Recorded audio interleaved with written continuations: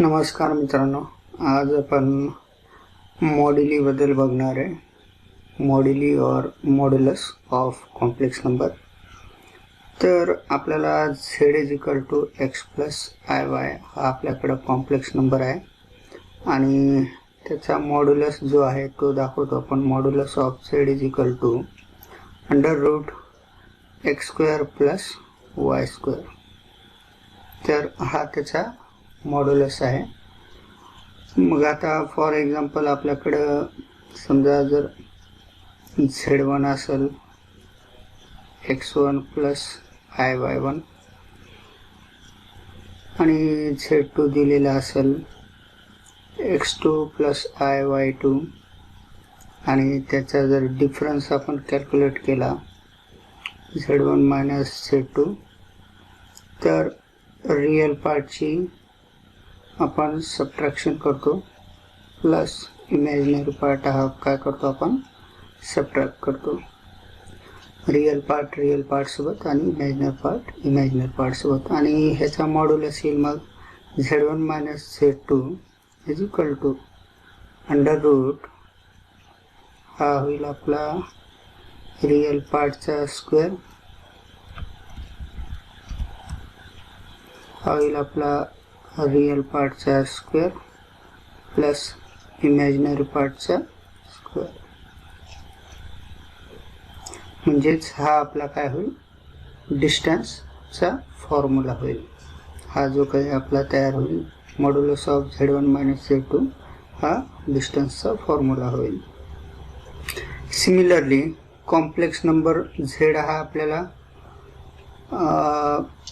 सर्कलच्या फॉर्म मध्ये सुद्धा आपल्याला हे दाखवता येईल। तर त्याच्यासाठी इक्वेशन आपण लिहू शकतो। Equation z - z0 = r, where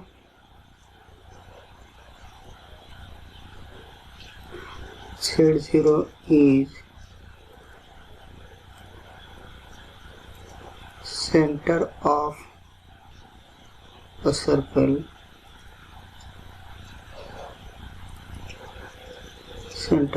circle and capital R is radius of a circle।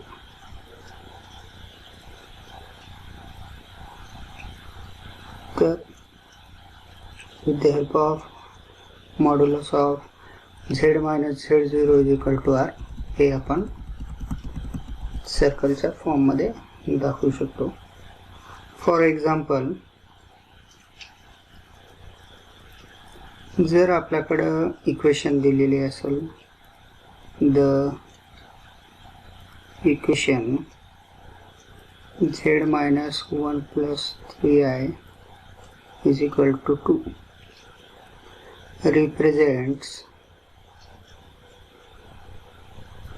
represent the circle। ही काय सर्कलची इक्वेशन आहे whose center is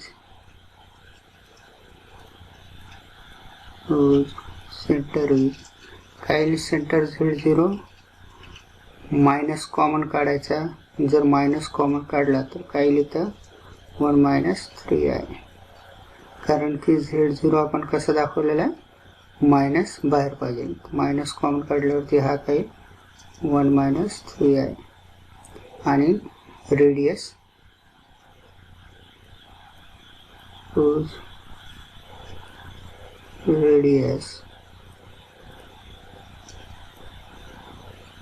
is r = 2। त्याची रेडियस काय येईल 2 येईल। तर हा आपल्याला फॉर्म लक्षात ठेवायचा आहे। मग नेक्स्ट आपल्याला माहिती आहे modulus of z = √x² + y²। मग आपल्याला माहिती आहे x is real part of z and y is imaginary part of z. म्हणजेच मग ह्याला आपण असं लिहू शकतो का, modulus of z square is equal to real part of z आणि त्याचा square plus imaginary part of z त्याचा square.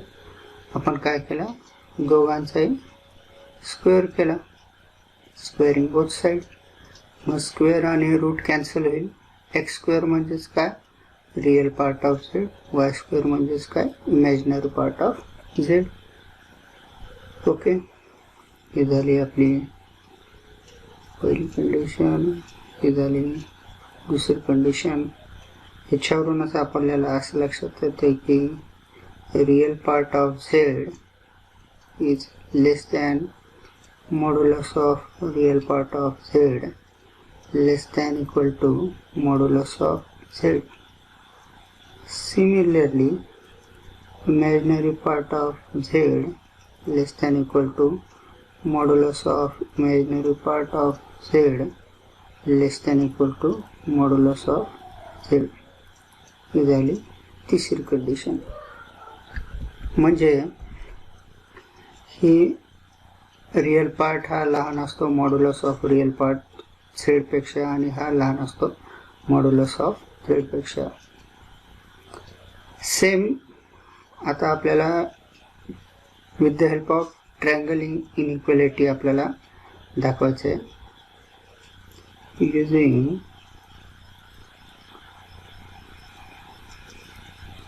Triangle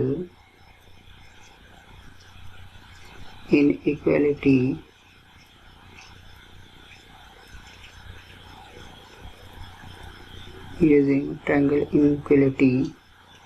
the modulus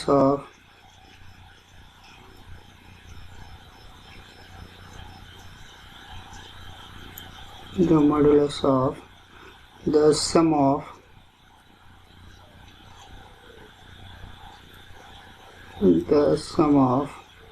two complex number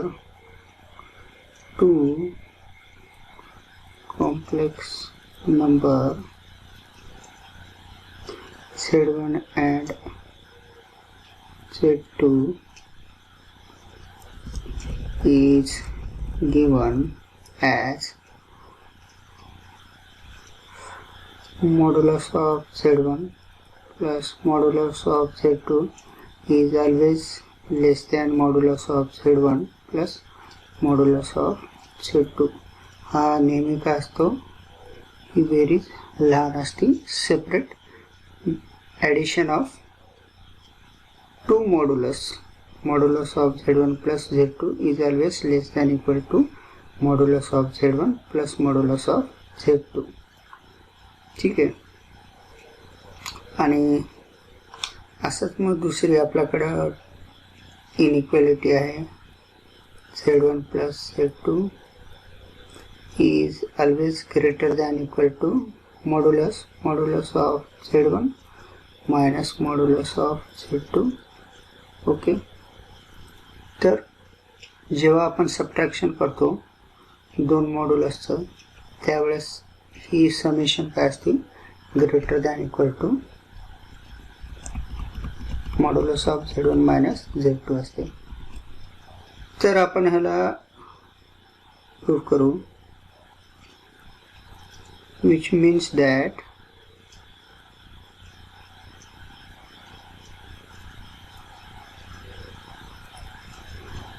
modulus of z1 plus modulus of z2 greater than equal to modulus of z1 minus modulus of z2.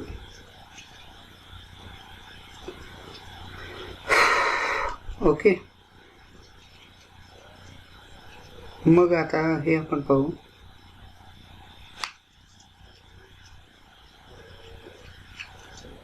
आता inequality,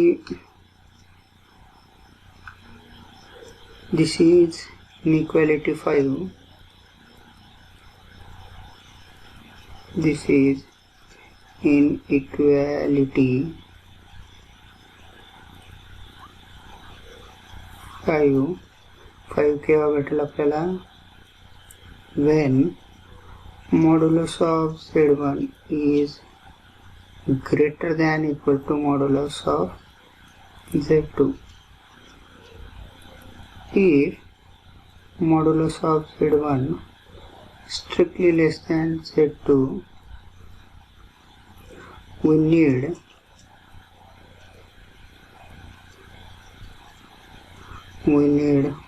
only interchange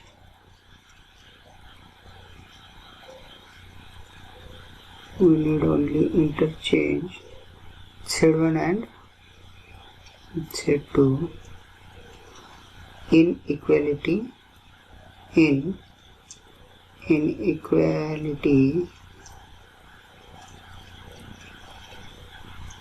inequality 6 to get. तर आपल्याला जर हे पाहिजे असेल तर आपल्याला काय करावं लागेल, आपण ह्याला असे लिहू शकतो, z1 plus z2 greater than equal to minus count काढलेलं आहे, minus z1 minus z2. Okay, म्हणजे मॉड्युलस ऑफ मायनस z2 हा काय भेटेल आपल्याला, मायनस z2 भेटेल. तर ह्याच्यामध्ये परत आपल्याला रिझल्ट सेम भेटेल. ह्याचा मॉड्युलस जर घेतला आपण, ह्याचा जर पुन्हा मॉड्युलस घेतला तर आपल्याला पुन्हा इक्वेशन 6 भेटेल. तर हे जर आपल्याला प्रूफ करायचं असेल इनइक्वालिटी 5, तर इनइक्वालिटी 5 आता आपण कशी प्रूफ करणार, proof of 5 that is modulus of z1 plus z2 greater than equal to modulus of z1 minus modulus of z2. Okay, तर मग सपोज करू आपल्याकडे फक्त z1 आहे. मग z1 म्हणल्यावर मी काय करतो, by adding and subtracting z2, by adding and subtracting z2. मग मी ह्याला असं लिहितो, less than equal to modulus of z1 plus z2 plus modulus of minus z2. Okay, म्हणजे आपल्याला काय भेटेल, हा z1 less than equal to modulus of z1 plus z2 plus modulus of z2. Okay, हा मग z2 इकडे shift करू left साईडला, म्हणजे हा काय modulus of z1 minus modulus of z2 less than equal to modulus of z1 plus z2. और ह्याला ह्या फॉर्मॅटमध्ये लिहायचं असेल तर फक्त काय करायचं, modulus of z1 plus z2 greater than sign कोणाकडे, या ॲडिशनकडे, तर हा greater than equal to modulus of z1 minus modulus of z2. मग मॉड्युलस केव्हा लागेल, ज्या वेळेस z1 हा स्ट्रिक्टली लेस दॅन असेल त्यावेळेस हा मॉड्युलस लागेल. अदरवाईज आपल्याला काही गरज नाही. म्हणजे जी आपण वर मायनसची कंडिशन पाहिली होती ती सॅटिस्फाय करायसाठी आपल्याला हे यूज करावं लागेल. मग सिमिलरली जी काही ट्रायंगल इनइक्वालिटीज आहे ती आपण यूज करू शकतो ज्या वेळेस आपल्याकडे फायनाइट नंबर ऑफ टर्म असतील तर त्यावेळेस आपण ही टर्म यूज करू शकतो, modulus of z1 plus z2 plus so on modulus of zn less than equal to modulus of z1 plus modulus of z2 plus so on modulus of Zn. तर by using induction method, mathematical induction, तर हे सुद्धा आपल्याला proof करता येते. Okay.